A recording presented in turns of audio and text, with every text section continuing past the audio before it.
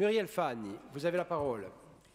Oui, merci Monsieur le Président. Donc, pour avoir participé aux réunions de la collectivité de Corse pour étudier la faisabilité de cette démarche de territoire zéro chômeur longue durée, et ceci, donc, comme vous l'avez rappelé, depuis juillet 2017, je peux témoigner qu'à travers de tous ces travaux qui ont été très sérieux et extrêmement intéressants.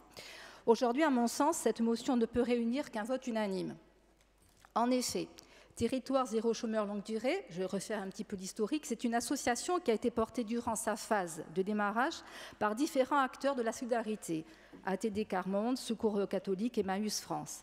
Et dès le départ, les porteurs de ce projet ont été animés par une volonté partagée de faire en sorte que la conduite opérationnelle puisse être ensuite portée, comme nous le faisons aujourd'hui, par différentes régions. Cette association est présidée par Laurent Grand-Guillaume, qui est l'auteur et le rapporteur de la loi du 29 février 2016, cette loi qui vise à résorber le chômage de longue durée. Et cette loi, il faut le savoir, elle a été votée à l'unanimité à l'Assemblée nationale ainsi qu'au Sénat. Nous avons invité et nous avons reçu Laurent Grand-Guillaume, qui est venu en octobre 2017, nous apporter des précisions quant à la philosophie et à la mise en œuvre de ces expérimentations. Alors, lors de ces réunions, différentes régions sont venues présenter et partager avec nous leur expérience.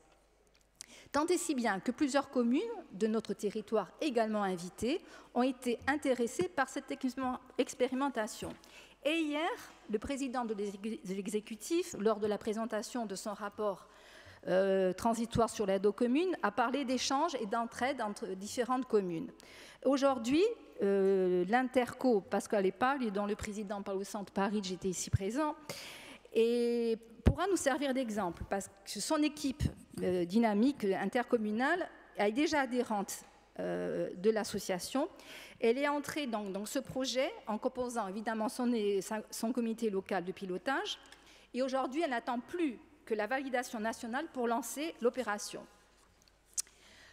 Donc cette interco est la plus avancée dans le projet et a bénéficié dans sa mise en œuvre de l'expertise de Madame Véronique Albertine qu'on a rencontrée et qu'il faut remercier pour son implication, ainsi que plusieurs acteurs de l'emploi qui œuvrent pour défendre justement cette animation et cette association. Parce que ça démontre qu'aujourd'hui, il est possible, à l'échelle de petits territoires, sans surcoût significatif pour la collectivité, de proposer aux demandeurs d'emploi longue durée qui le souhaitent un emploi en CDI en développant des activités utiles pour répondre aux besoins des acteurs du territoire. Pour être plus pragmatique et plus simple, en fait, ça repose sur un principe très simple. Utiliser ce que coûte le chômage, donc pendant un an et par personne, soit environ 25 000 €, pour financer au SMIC des emplois nouveaux, évidemment, qui correspondent aux compétences des demandeurs d'emploi et ceux des besoins des communes. Alors, à titre d'information, je vous dis qu'en Corse, au 31 mai, il y a 21 965 demandeurs d'emploi et 7 114 sont chômeurs longue durée. Alors, force est de constater que ce qui pourrait apparaître au départ comme une utopie est bien aujourd'hui un projet réalisable qui répond à une des problématiques qui est posée dans le plan de lutte contre la précarité que nous avons voté, puisque dans l'axe numéro 1 de ce plan, il est demandé de replacer l'exigence de solidarité au cœur de l'action publique par la revalorisation et l'innovation du travail. Précarité qui est au cœur de notre politique, en faisant plus pour ceux qui en ont le plus besoin et en pensant et agissant autrement contre la pauvreté.